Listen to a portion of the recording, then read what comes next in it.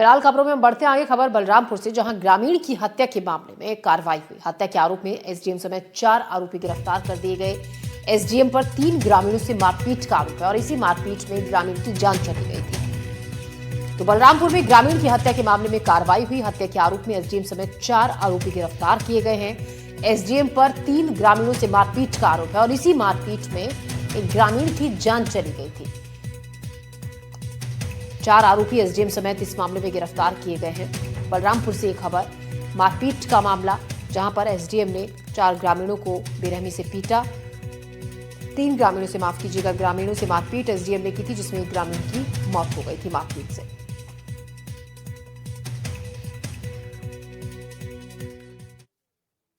सूचना मिली थी कि 3 व्यक्तियों को कुसमी अस्पताल के अंदर भर्ती करवाया गया है, जिसमें कि एक व्यक्ति की मृत्यु हो चुकी है।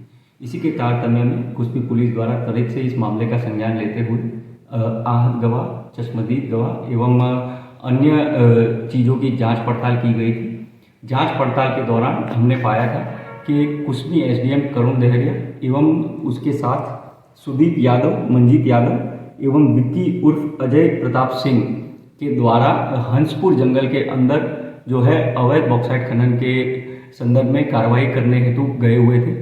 इसी के तारतम्य में इन 3 व्यक्तियों पर अवैध बॉक्साइट खनन करने का आरोप लगाते हुए इनके द्वारा मारपीट की गई।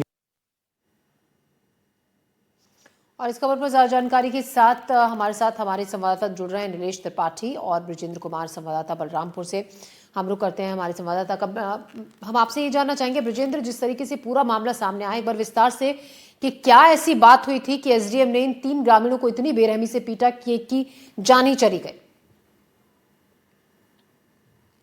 जी बता दो, देखिए पूरा मामला बलरामपुर जिले के कुसमी विकास खंड का है, जहां बीते 16 फरवरी के दिन रात के दौरान अचानक जो एसडीएम वहां के अभी जो मौजूदा थे करुण डेहरिया, जो अभी अरेस्ट हो चुके हैं, उन्हें अवैध रूप से बॉक्साइट खनन की जानकारी मिलती है। और जानकारी मिलते ही वह अपने जो उनके जो गुर्गे थे, जो 3 जो अन्य जो आरोपी है जिस जो हत्या के मामले में गिरफ्तार हुए हैं, पहला मंजीत यादव, दूसरा सुदीप यादव और एक विक्की सिंह है, जो पूर्व में बीजेपी युवा मोर्चा का अध्यक्ष भी रह चुका है। हालांकि ये तीनों लोग थार में सवार होकर हंसपुर गांव में पहुंचे, जहां अवैध रूप से जो बॉक्साइट खनन करने के लिए पहुंचे हुए थे जो लोग, वहां से फरार हो चुके थे। वहीं उस दौरान जो गांव के ही कुछ 3 आदिवासी थे जो अपने गेहूं पे पानी सिंचाई करके घर वापस लौट रहे थे, उन्हीं से एसडीएम लोगों का जो मुलाकात हुआ और बिना उनसे कुछ पूछे ताछे ही लगातार मारपीट करना शुरू कर दिया। हालांकि मारपीट इतना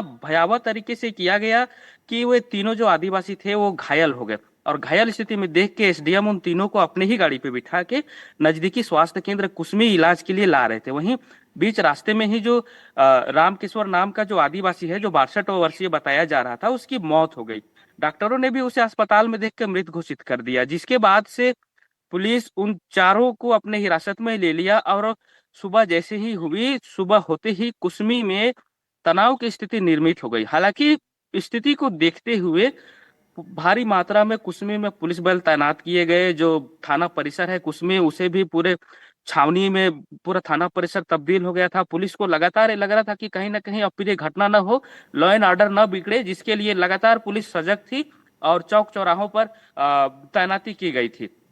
वहीं जो मृतक के जो परिजन है, लगातार पूरे दिन बवाल करते रहे और जो मृतक के परिजन हैं उनके 1 करोड़ रुपए मुआवजा और शासकीय नौकरी की मांग को लेकर धरना प्रदर्शन, तो कहीं सड़क जाम, तो नारेबाजी दिन भर करते दिखे। हालांकि रात में पूरा गहमा गहमी के बाद करीब 9 या 10 बजे रात को जो लाश है उसे परिजनों को सौंपा गया। किसी तरह से जो जिला प्रशासन है वो समझा बुझाकर लाश को उन्हें सौंप दिया है। और जानकारी के आधार पे आज यह बताया जा रहा है कि जो मृतक है, जो आदिवासी, जो 62 वर्षीय युवक रामकिशोर, उसका आज अंतिम संस्कार किया जाएगा।